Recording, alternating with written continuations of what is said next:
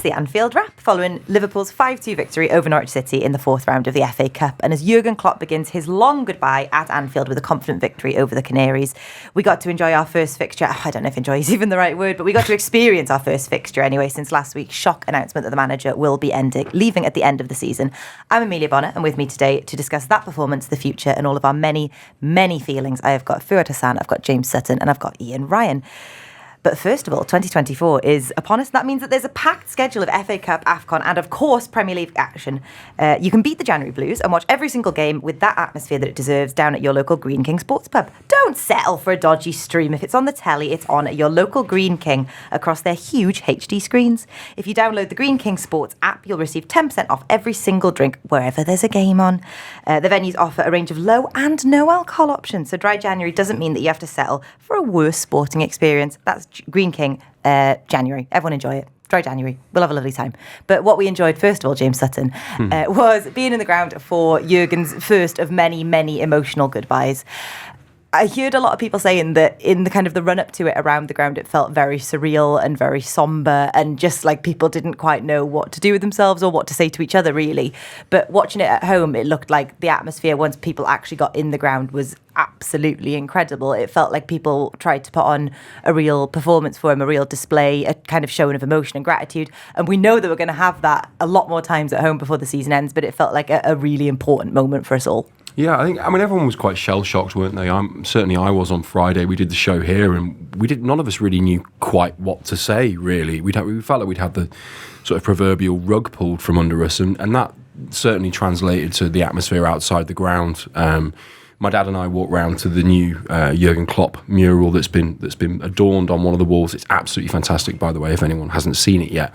And there was a huge crowd out there, but everyone was sort of stood in deathly silence. It felt like someone had died. It's a really strange thing, and it's telling that the impact that this manager's had on not just the club and the players, but the city as a whole. It really feels like we're losing one of our own. We're losing someone who's made such an important impact on so many levels. But then when we got in the ground, there was singing before kick-off. There was singing before "You'll Never Walk Alone." "You'll Never Walk Alone," by the way, was an incredible rendition.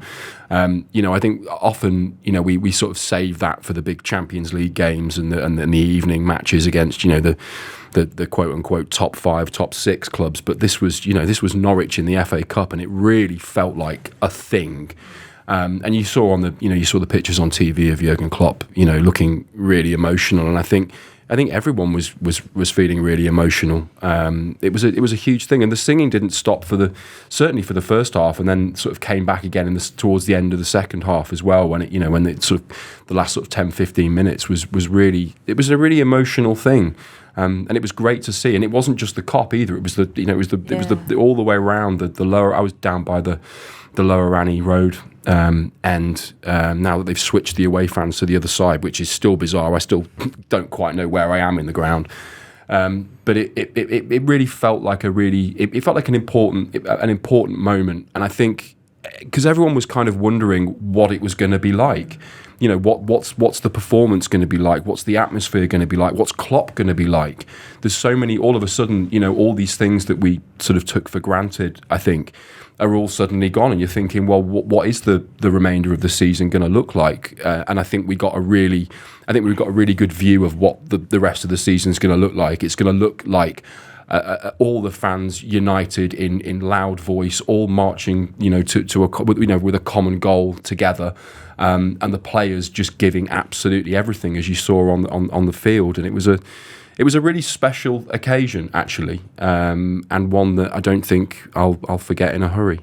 Fuad, I think we all knew it was going to be emotional, but James is right that no one really knew how it was going to go, both in terms of the fixture, but also just the atmosphere in the ground until it actually happened. Yeah. And it felt like a bit of a relief to see how the fans all responded to it, that we all just showed Jurgen the best of us that we have to show him.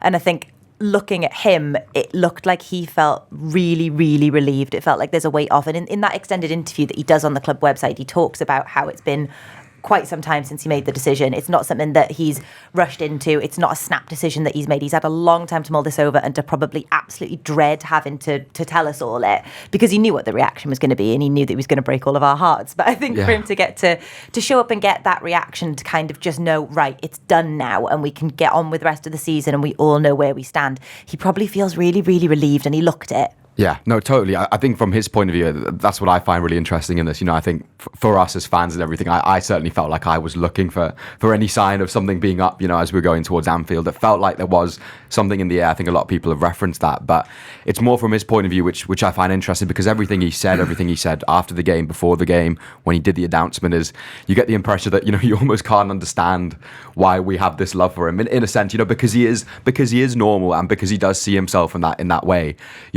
To him, it is a really kind of mad concept and a mad kind of thing that we all have. He loves it, he appreciates it, and I think for him, the main thing is not detracting from what happens on the pitch. We've heard that over and over again, but he will understand, like the players and stuff, and we all do that was an opportunity for sort of all of us to kind of share it. And I'm talking about the backroom staff, I'm talking about everyone who works at the club, and then us as sort of the fans. It was that kind of chance to kind of let that steam go, sing his song. I think what he wants from us is to do everything that we do with more intensity. I think that's the best reaction that we can kind of give him in terms of driving the team to success. Him sort of feeling like everything is going as normal, because that's what's really keen on his mind. And I felt like we did that. I feel like we sung his song with more intensity. We sung all the other songs with more intensity, and it's going to be like that till the end of the season. And he can't complain about a song, because I think we scored. I think we scored just as a rendition of it started in the second half. And to me, it's a song about belief, and it's about taking his words on and making something of it. It's not a thing purely about him. It is about the team. It is about all of us. And it sounded like after the game as well, he kind of accepted that a bit, saying, "Look, I don't want to tell people what to do and all these sorts of things." And he knows he can't. He knows the city well enough. He knows the people well enough that his words, yes, matter, but they only go so far. Absolutely. It's one instance in which it's absolutely fine that we've stopped listening to him, is what he said, basically. It looked beautiful, and it felt a lot like standing underneath an ex's window with a boombox going, "Please take me back, Jurgen." But I think that's why it was so beautiful and true and honest, is because we know there's nothing we're doing that's changing it at this point. It doesn't matter how good we are. It doesn't matter. It doesn't matter what we show him or how good a time we give him. This is the last that we're going to get to enjoy this together, so we need to enjoy every single moment of it. And Ian, it's an interesting fixture to have had as the first one kind of immediately after that announcement, because it's a fourth round FA Cup game against Norwich, but it was so much more than that, because I think in the run up to the announcement, and we can now very much all split our lives into life before it and life after it, it felt like in the run up to this, we all felt incredibly confident, on top of the world, like we're going to win absolutely everything, which I still feel is the case. It felt like everything was possible for us, and that Jurgen made all that possible. And I think that this first fixture was important, because we needed to make sure that the announcement doesn't change that everything's still the same, and that if anything else, it just spurs us on as fans, as the staff there, like Fuad saying, but also that all of the players are going, we're still completely in this, and we're still going to do this for you, and kind of knowing what's coming next doesn't alter that at all. No, spot on. I think in terms of the fixture itself, it was probably the perfect one, because you're playing against a team who are sitting ninth in the Championship, and with all the kind of best will in the world, it never felt like a fixture that would cause Liverpool too many problems. And I think Norwich have probably got bigger fish to fry. So they play Coventry next weekend, and that's a massive game for them, because they currently sit 2 points, I think, outside the playoffs. Coventry occupied that last spot, so that's a massive game. So yesterday, the rest of the goalkeeper, for instance, Angus Gunn, doesn't play. They played the reserve lad, who does okay, but he still concedes 5. And yeah, you felt if Liverpool went semi-strong, and they do pick a strong team, then it was going to be too much for Norwich. And to be fair, Norwich try and play there. I think it would be their natural way to try and play out from the back, although I did see one or two people saying maybe they kind of took that a little bit further than usual. But Liverpool were too wily for them. They were too they knew exactly what was coming. They pounced at the right moments. They robbed the ball off them. They took the ball off them. And to be fair, there's a period of time where you felt like Liverpool could score at will, and they get the 5, but there's 10 or 15 minutes where Norwich just can't get out, and Liverpool look like they might just score at any moment. And it was a really it was a great game for lots of reasons. we'll probably talk about the young lads in a little bit, but, the likes of McConnell coming in, getting an assist, how important was that for him in terms of just kicking him on? It's very early on in the game. It's with his weaker foot. Curtis Jones scores. It's 5 different scorers. Conor Bradley's getting assists again. So there was lots and lots of reasons to be pleased. And I think from a fan's perspective, and even from the player's perspective and the manager's perspective, he didn't want any knocks. He didn't want there to be a knock after the announcement. And, the Chelsea thing will come round on Wednesday, and that's a huge game of football, different challenges, all that. But it was really, really important that Liverpool got the win, and they did. Curtis says afterwards in the post-match interview that at the beginning of the season we had our goals. This news is out now as well. We'll be giving it more, definitely. Do you think, having seen what we saw on the weekend, that in some ways it does almost make the team stronger because there's a real, galvanised determination there, that it's not just we know we can all do it, it's that this is our last chance to do it like this? I think that mentality will almost certainly be kind of seeping through the squad. But it's a very, very easy thing to say. But you've still got to go and execute it in terms of putting performances in and putting wins in. And football does have a habit of punching you on the nose now and again. So Liverpool at some point will have to take some knocks over the course of the next 4 months, and they've got to respond to those knocks. And the manager will be absolutely incredibly important in terms of making sure they are laser focused for the next 4 months, and I've no doubt in my mind he will do that. He will be able to hopefully just block out or attempt to block out some of the outside noise, but the players, the likes of Trent, the likes of Virgil, the likes of Salah, Robbo, that leadership group and others as well, they'll be ever so important now, just in terms of, again, keeping people focused. And if there are 1 or 2 bad results, which there might be, you can't let that detract from the overall aim, which is to go and try and win as many games of football as you possibly can. You aim for all 4, and you probably won't win all 4 in terms of those tournaments, those trophies that are on offer, but you might land at 1, you might land at 2, and if you land on the big one, if it is the Premier League, then my God, what a send-off he gets. And my thing in all of this is that you're obviously really sad because Jurgen's leaving, and he's leaving at a time when you look at the team, you think, my God, what he could do with this over the next 2 or 3 years. Whoever comes in is going to get the benefit of that. But you think, my God, what would he do with them for the next 2 or 3 years? But also, he's won everything, but at the same time, he deserves a little bit more. And if it wasn't for Manchester City and everything that's gone on at that club, and we've all got a real sense of what's going on at that club, but if it wasn't for them, he'd be sitting on at least probably 2 more titles. He's been in, multiple European Cup finals. He's won one of them. He could have won another. It's a little bit harsh that he's only sitting on the trophies he's got. Don't get me wrong, I probably would have took that at the start of his reign, because you forget where Liverpool are when he comes through the door in 2015. But he's built such a team, he's built such a squad. And as I say, whoever comes in after him, it's a massive job. But my God, they are getting some unbelievable players to work with. It's quite the handover that he's done, It is. isn't it? That's not one of my handovers. Well, let's start to get into the game itself rather than what it means as a moment in history and kind of how we feel about it in the context of everything else. And James Curtis says post-match in his interview that it was the perfect game. Alison might be one of the only people that doesn't agree with him because of the obvious, but it felt pretty much like it was.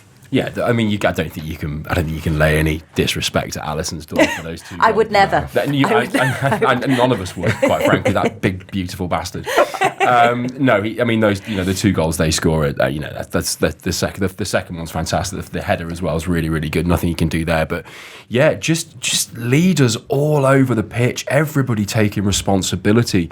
I thought Curtis Jones, to stay with him for a second, I thought he was really stand out. I was quite close to the touchline for the first time in a long time, and I got a real sense of Curtis Jones on and off the ball.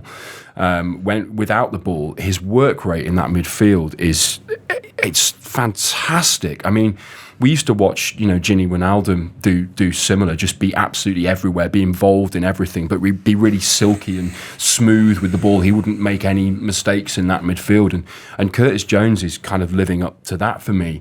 And then off the ball, he's desperate for the pass. I was noticing so many times him and Gakpo down on that left-hand side, and he's making these little runs, and he's got his arm up, he's waiting, it doesn't happen, he moves back into midfield, then he goes again and again. He's desperate to get on the score sheet, but his work rate as well is just something to behold. I thought there were, as I say, there were leaders all over the park, and for the youngsters as well to come in, and it almost feels like a bit of disrespect now calling them like the kids and the youngsters, because these are first team players who deserve to be there. Quansah, for example, I mean, he's a proper Liverpool centre back now. He's established. To call him almost a second string player, I think is a bit disrespectful. And then you're looking at Bradley as well, and the work that he did. I mean, just wow. I mean, he deserves every single plaudit that he gets. So composed, always looking for a pass, and his work for that goal as well is just stunning. It really is to win that ball back and to have that. To have that freedom of expression and that belief to actually go, no, actually, I'm going to drive on. I'm going to make this happen. That's something that I think that a lot of clubs don't have. They don't have those players who go, no, this is my moment. I'm going to play that 1-2 and then I'm going to play Nunez in. It was absolutely fantastic. I was delighted for everybody on that pitch.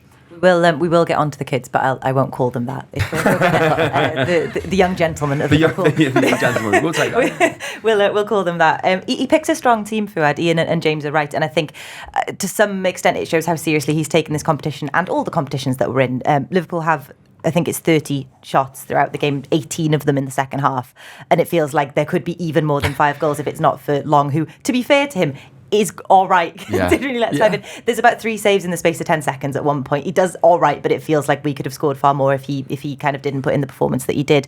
It feels like the strong side that Klopp shows for that really demonstrates how seriously he's taken the competition. Totally, like the one thing with this team, if we're talking about chasing all 4 and this management staff, is they're one of the few teams that have actually had the lived experience of going through that process of trying to chase all 4 trophies. Obviously different in the trophies they're trying to go, but they have experience. They know what it takes to get to the stage where you can actually start thinking, right, we are really in the mix, because we're still not quite there yet in terms of what they're thinking internally. And I think he's put in a bit of a situation with this game that's probably quite unique to previous early round cup games, where he's got a lot of players coming back from injury. He's got experienced senior players coming back who need this game more so than they would have done in the past in terms of needing the minutes, to let a bit of rust off for the players who've been out a bit longer. But then he's also got the luxury of having these players, he mentions Quansah after the game as not really being a kid anymore, does he? He says he is just part of the squad. Obviously he's got room to improve still, and he's young, but what he's done for us this season is, it's a proper contribution of someone who is a first team player, and that kind of in between phase where you have, kids who are not quite, playing in the reserves or the under 23s, but not starting every week in the first team is great, because those are players who, have that surety already, and that's a big thing for me. I think, James mentioned Bradley and how convincing he was in his play and decision making and things like that. That's something that really sticks out with the kids. Sorry to disrespect them again, but with the younger generation. Strike 2. Is that often when you see young players come through, and it helps as well that you've got lots of senior players around you. It's not a fully young side.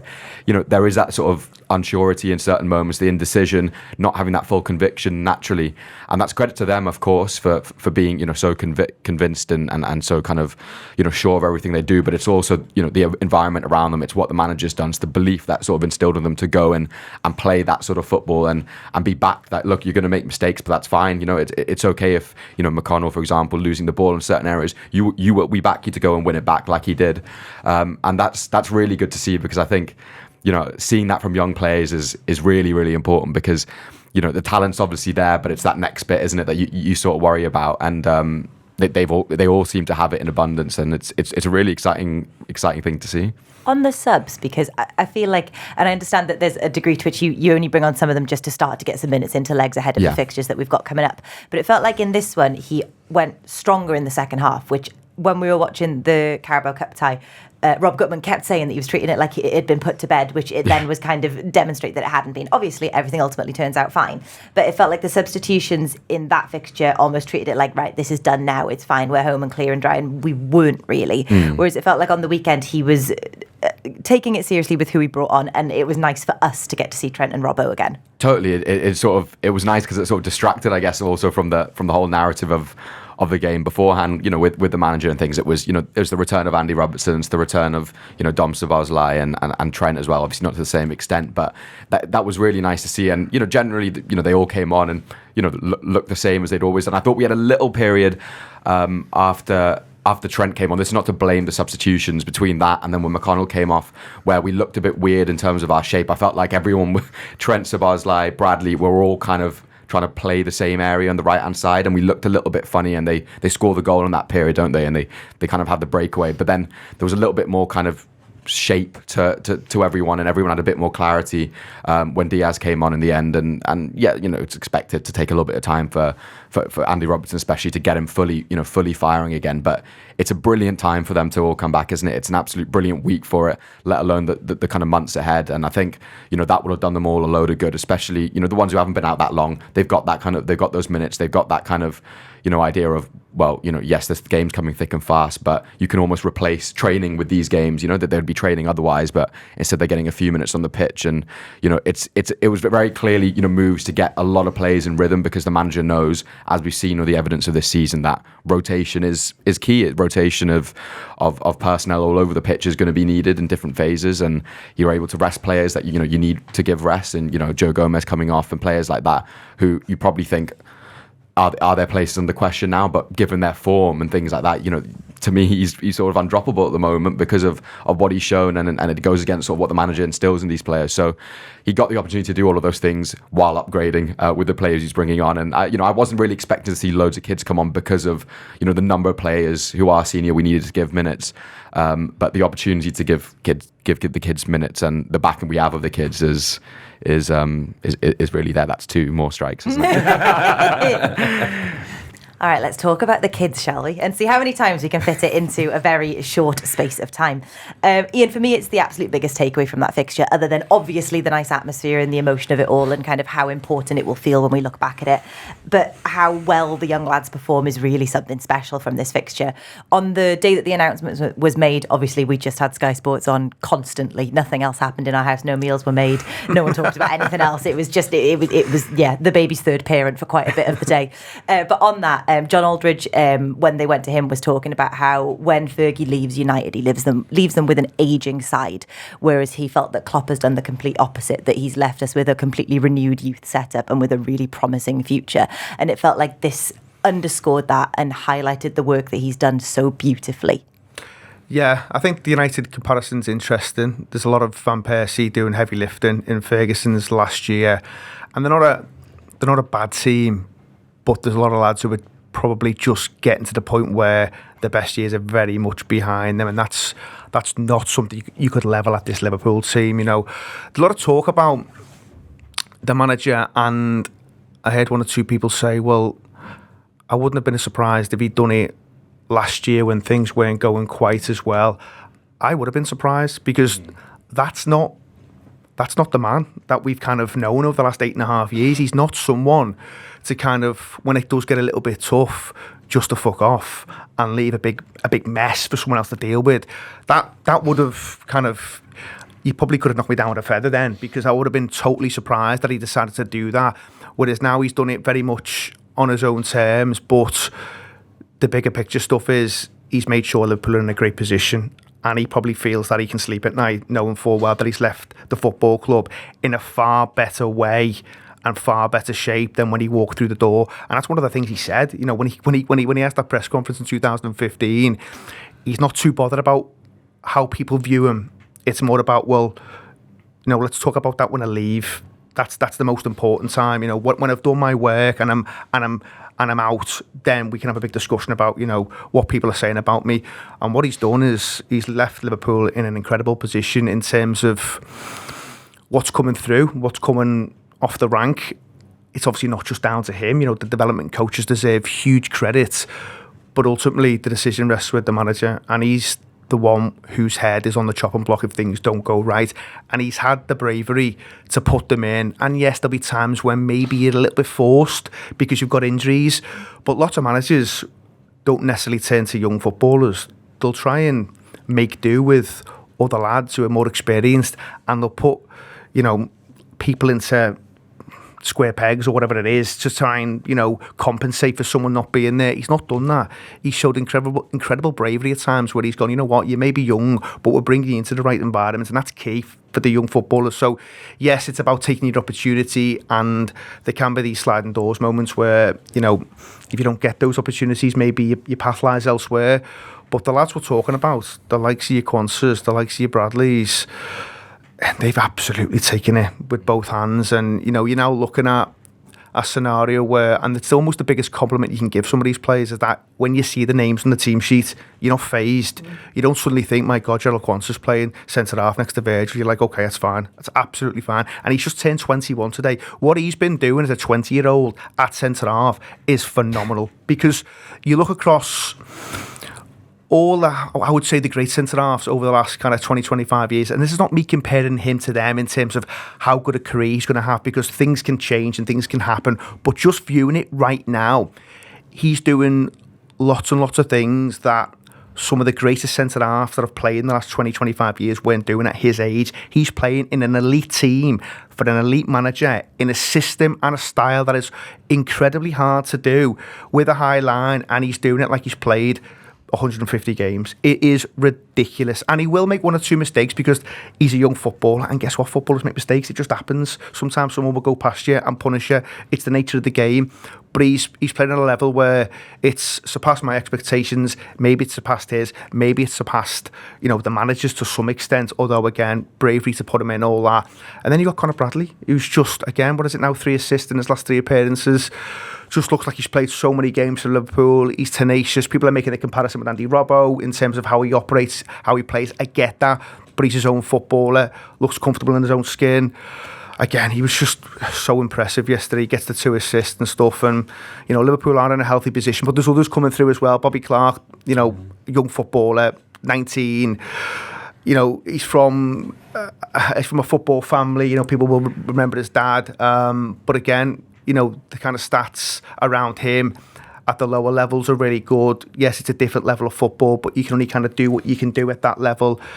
Loads of positive signs, Emilia. Honestly, the football club looks in a really healthy place, and that's before you get on to a lot of the stalwarts that are there that are going to help these lads, going to carry them through. They're going to be there at the moments where they need them most.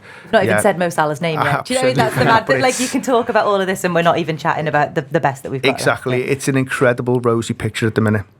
I think the build-up that Ian touched on, especially to Nunez's goal from Bradley, was a standout moment for me, not just in terms of the game, but in terms of the hope it gives me for the future, because that game felt like a testament to Klopp's faith in the youth, and it was a real testament to what he's built there and what he leaves us with. And that's why, although we're all heartbroken, we can take something from it in terms of the ethos that will carry on after he's gone. Yeah, totally. I mean, wherever he's been, and he's not sort of shied away from talking about how much he himself appreciates the importance of having these players come through, and your own kind of coming through the academy and playing for the first team, and what that means for the people, what it means for the football club and things like that. And there's been like the improvement is insane. You look at the players that come through, and there's no disrespect to ones in previous years and things, but sometimes you do feel like some of the academy players that the under 23s that do kind of come and have first team appearances, they're not up to the level. Technically you look at them and you're like,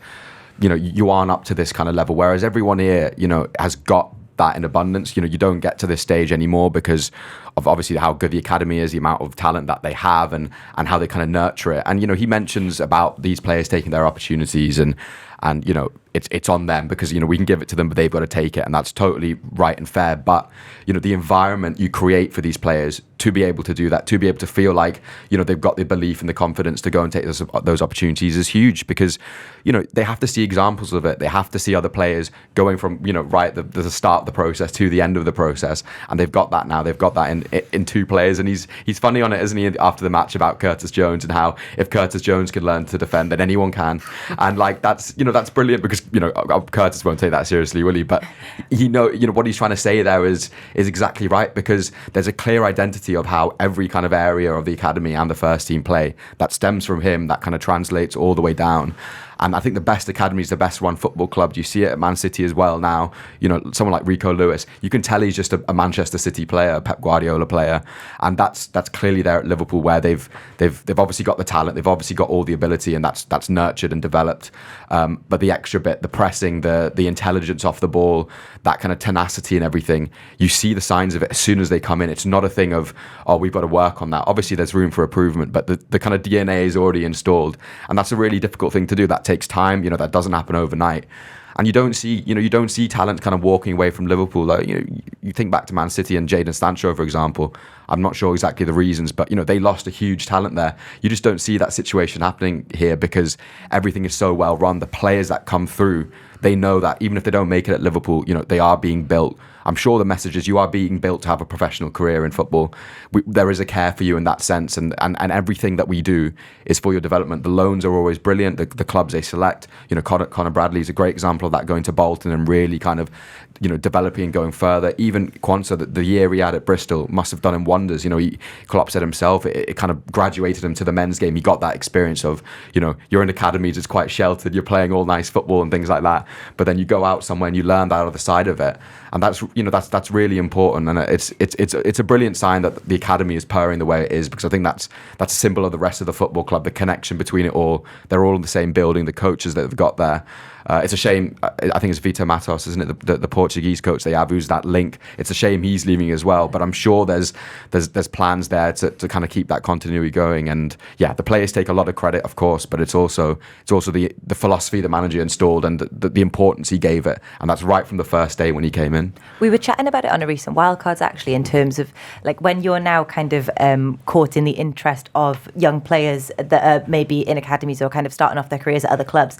You don't even need to point to someone like Trent Alexander-Arnold to go, look what you could eventually become. You can point at Bobby Clark. You can point at lads that aren't old enough to rent like a minivan and say, look already at what they are achieving. You've got lads there that are subbing in for Mo Salah. You've got lads there that are putting in these performances on a regular basis. And I think the fact that you're able to give examples of players at such an early stage in their career that are playing such an integral role for Liverpool and have such an incredible future ahead of them, it's just absolutely invaluable in terms of, as you say, shoring up that future and kind of who will be the next generation after them. It's really important as well, because, you know, there's such a competition, isn't there, in academies now. I'm sure it's always existed, but, you know, even if you just dial down to the Northwest, the amount of football clubs and the amount of, you know, academies that are really reaching for talent is huge. And, you know, at that age, if you're a talent and you've got good people around you, I'm sure the main thing you're looking at is not the name of the football club. You know, you're not choosing Liverpool over Burnley because of the name purely. It's the conversations you have with the people working there. It's the idea of, is there a pathway? Is there everything in place to kind of get the best out of him? And that's, you know, that's clearly there, because Liverpool are getting these players. They are developing them.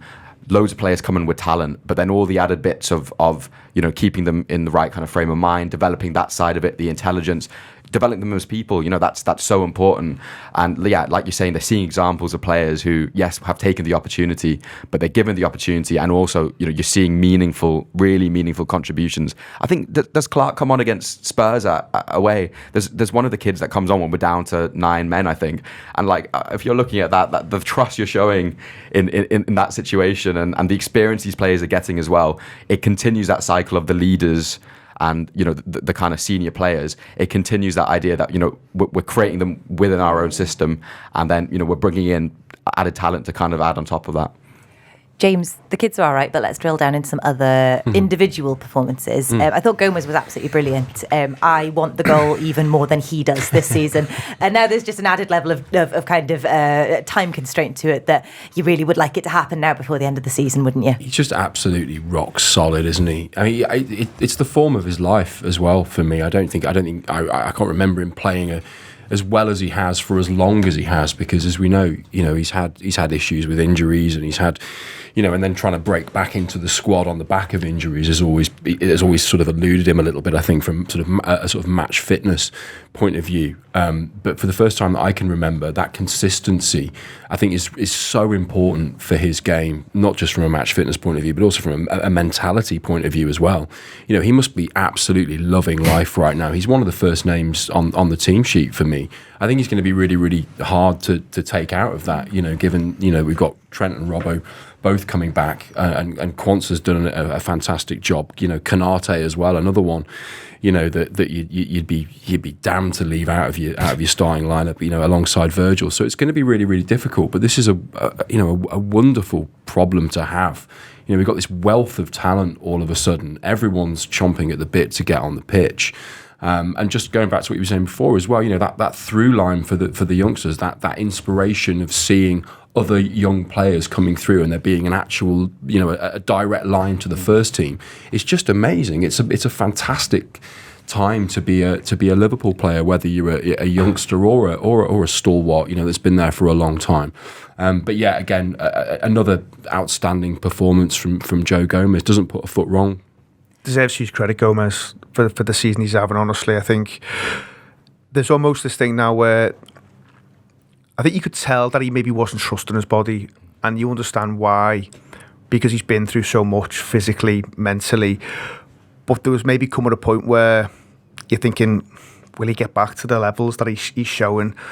For a couple of years, maybe longer than that. Certainly when he was part of Liverpool winning the league, and he plays his part in Liverpool winning the European Cup in that campaign as well. He's so good. He is so good, and you're looking at him as a young centre half at the time, and you're thinking he's one of the best in the business, and he probably didn't quite get that recognition outside of the Liverpool bubble, but he certainly got it from me and lots of other people I know, because he was operating at a level that was superb. But then he has the injuries, and you just think, I'm sure he's doubting it as well a little bit and thinking, can I put my body through this? Because you can only imagine if he got another bad one, what it would take to come back, not just physically but mentally again, to come back and go, oh, can I get back to that level? What is he now, 26, something like that? He'd been through the mill, so I think he's operating at such a level this season that he's taken one or two by surprise. But James is right. Getting him out of the team now, it's a big ask. And don't get me wrong, there'll be games where you want a more natural fullback like Andy Robbo playing. But there will also be games where you can bring Joe Gomez and you can trust him. And I think you'll get plenty of opportunity because he's such a versatile footballer where you can literally plonk him anywhere. You'll get games at centre half now. He can cover it right back. He can cover it left back. And yes, the goal might come soon. I hope it does. I know it doesn't soon. matter. It just would be very nice. I think it matters to him. And listen, I hope he gets it because he'll deserve it. I think one thing we have got to stop is the shouting around. Because the single most annoying thing. That's going to drive him fucking mad. It's driving. So they've got to knock that on the head. But at some point it'll come for him. But his overall game, I mean, he plays the ball yesterday. I think for Conor Bradley to almost put it back into the mix for Gakpo, who makes a bit of a mess of it. But it's the original ball by Joe Gomez. It's a great ball in terms of how he picks him out. And as I say, nothing but great things to say about him. His levels this season have been superb, and he's had one or two tough moments, more than one or two. And he's had some games where it's looked really difficult for him. But my God, he's on the march this season. Just a final note on kind of individual performances from yesterday then. There were some players there that you aren't necessarily looking to as kind of first names on the team sheet week in, week out. And I wonder if there were any individuals where you were looking to see something in particular from them and whether they delivered it. Yeah, I mean, it's interesting. I mean, I think you want to keep the Darwin Nunez bandwagon going in terms of, I think he's at a really good level at the minute. And it wasn't that long ago where the conversations resurfaced about him just being this incredibly frustrating footballer, and I understood it because there were some opportunities where he's fluffing his lines a little bit, and you can get frustrated with him because there will be times when it costs you, and you can maybe look at the Luton game away this season, and he's not the only one, but he does miss a couple of big ones, and you think, we needed those 3 points, but that'll happen as a forward. You will miss chances, but maybe he was missing more than his fair share, or it seemed that way, or it was perceived that way, and certainly he was getting a lot of traction, and the media were focusing in on him far more than they do on lots of other players, by the way. Maybe that's just, it comes with the price tag of playing for Liverpool Football Club, but he was getting a little bit of grief.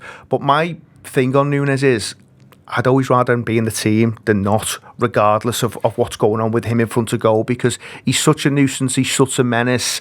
You can tell that centre-halves or full-backs, wherever he is on the pitch, they don't want a part of it, they don't want a piece of it, because he's such a difficult opponent, and you're never quite sure what he's going to do. And I don't mean that in a kind of, he's unpredictable and he's inconsistent. I just mean that as in the sense that he's got a lot of things in his locker.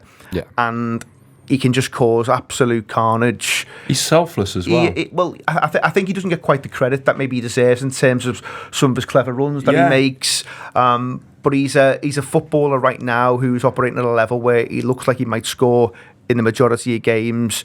You know, he has hard lines, doesn't he, before he actually scores yesterday, where he bends that one. And people will talk about, well, that suits him because it's off the cuff and it's instinctive, and I get it. And there are times where it looks like it suits him more when it's just, you know, a first-time finish. But yesterday, he takes that really well from Bradley and then slots it in the corner. But he's playing at a really, really good level at the minute. And, you know, you mentioned Mo Salah before. Of course, you're going to miss him. But when you've got lads like Jota popping up, and again, his finish yesterday is brilliant, so instinctive in terms of just takes it first time, left foot, and Nunez, and then Diaz comes on, does what he does, that little bit of control. Oh, it's unreal, isn't it? It's unreal. and I know it's 4-2 at the time, but it's great, and Bradley does really well to kind of control it in terms of making it into an assist because it's bouncing high. So lots and lots to be pleased about. But I thought, Darwin Nunez' performance again yesterday was a real kind of sign that he's in a rich vein of form, and you know, if you're Chelsea on Wednesday, you're certainly worried about him. Fuad, we had the draw at half-time. It was a very unglamorous draw, I felt. Very it wasn't sexy, was it, the draw, No, really? like someone had given you like an empty crisp packet box and just gone, get some, I don't know, some clothes pegs out of there. It wasn't the most exciting, but, you know, the drama was there all the same. And we found out there's going to be Watford or Southampton that we're going to be facing, but we don't know yet because there's going to need to be a replay. What's your preference? To be honest, I don't really have one because I don't know what either team are like. So I'm guessing Southampton are good. Southampton are good. Yeah, one of the best 4 teams in the Championship. Watford are about mid-table, I think. So right, well then we'll take Watford. I'm happy it's at home. I think that's really nice. It's another home game for us on the farewell tour, but it's also just a nice opportunity for it to be a bit more. You know, you don't have the travel. You know, both are a bit far, and you don't have any of that to kind of worry about. And I think when you're in this kind of churn as we are, where games are going to increase and it's going to become, you know, like it was a couple of years ago, then you kind of could do with the rhythms of being at home, and all that stuff I think does matter. I think you ask the manager, you ask the players, that stuff does matter. And yeah, I've not really got a preference with it. I think Liverpool, I've got enough confidence in this side to sort of make things routine like they did yesterday. I think, you know, the idea of gears and going up gears, you know, was there. I think Liverpool, when they kind of took their foot off a bit, you could tell they were taking their foot off. They weren't struggling as such. It wasn't like problems were being caused in that sense. And with the options that we have, you know, we talk about the front line, you know, to play the front line that he did yesterday and have the options off the bench in that sort of game without needing to really go to the kids or anything is brilliant, because it just shows that we have the firepower if situations arise in games where it is a little bit tough and, you know, we have a bit of a problem, we can change it in a heartbeat, and that's a really good sign and a really good thing to have when we are trying to chase what we're trying to chase. Absolutely. I think there's obviously some fixtures out of that draw that you would have preferred. Yeah. But you avoid the ones that you don't want to deal with until further down the line, and that's the main thing. Southampton may rest players actually as well if they get through, because they've got bigger fish to fry again. They're banging the playoffs and they're playing really well. So I know they made changes against Watford as well, and they brought on lads towards the end, which kind of salvaged the game. But they may look at it and think, you know what, fucking hell, we're not going to get much at Anfield, and we're trying to get promoted. So there's every chance if they come that they might just kind of, you know, put out a load of lads who wouldn't normally feature. Yeah. Well, while we're looking forward to the future, we'll go shorter term first, Ian. We've got Chelsea midweek. How are you feeling about it?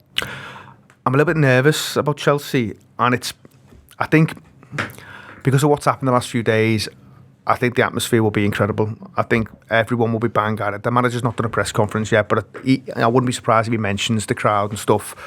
But I also think we've all been around the block long enough to know what it means, this kind of game, and we're going to have to be at it every home game now. In terms of the league, only 9 left, so you've got to cherish them. You've got to make sure we play a part. You know, it won't be that long until he's gone. So yeah, those 9 home games in the league, yeah, make each one count. But I think Chelsea are a funny team where when they're against the better sides, you can see that they're capable of raising the levels. And you've seen it against City this season, and they get a draw against Arsenal as well. But they've got good footballers, and there are times when they are incredibly inconsistent and they look wide open and it looks like there's a multitude of problems there. But there are also times where it clicks and they can be a problem. And they have got some good players, as I said before. So I think Liverpool will have to be on the guard. But what I would say is, you know, we are top of the league by 5 points for a reason, and they've been nowhere near our level. Obviously, there's the thing where they're going to play each other in a cup final as well, so there's that into the mix. But I'd fancy us. I'd still fancy us to do the business. And I think, what we've all talked about in different parts of this show is that, the manager's going to be fired up, the players going to be fired up. And that's not enough to just get you over the line. You've still got to deliver the quality and all that on the day. But I think Liverpool will have their eyes on the prize now. And they have got a little bit of a gap. City got the game in hand. But these games are so important now. And I think, I'm not saying they'll fly out the blocks because you don't necessarily need to do that. You want to be in control of the match. But I do think it'll have an edge. And I think the edge thing could be quite important on Wednesday. James, are you feeling fired up for the rest of the season? I know we were chatting before recording this that Virgil's made some comments this morning that I'd say are non-committal at worst is what we'll call them. Middling at worst is what we'll say. But looking ahead to the rest of the season and then beyond that, knowing that there is now a future without Jurgen Klopp, how do you feel about what we've got coming in the next few months and kind of life after that? I'm really, really excited, if I'm honest. Now that it's kind of sunk in a little bit that the manager's off and we're sort of dealing with that, I'm really, really excited. I think the Chelsea match is going to be exceptional. I think Ian's right. I think the atmosphere will play a huge part. I really, really do. I don't think Chelsea will be looking forward to coming to Anfield on a cold winter's night, with 50,000 lunatics who are absolutely bang up for it, because it's our first kind of opportunity, for a Premier League match to really, really take the roof off.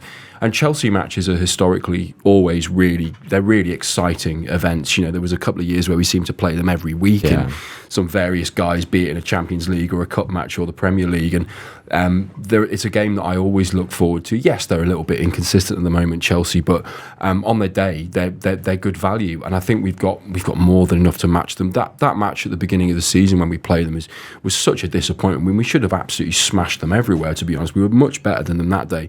And we're a much more composed, grown-up side than we were at the beginning of the season. Everyone's developed really, really well, so it stands us in good stead. It should be a really, really exciting match, but I don't feel negative about it in the slightest, to be honest. I genuinely feel like we could just go on a bit of a run now and just keep winning. I think. The maturity that the managers instilled in these players, and it to not sort of not think too far ahead and not get ahead of ourselves and just take each game as it comes, I think is absolutely right. And I think that's what we've been doing, and it seems to be working really, really well. Right, we've got this 100 minutes in front of us. Let's do our business there and then worry about everything out afterwards.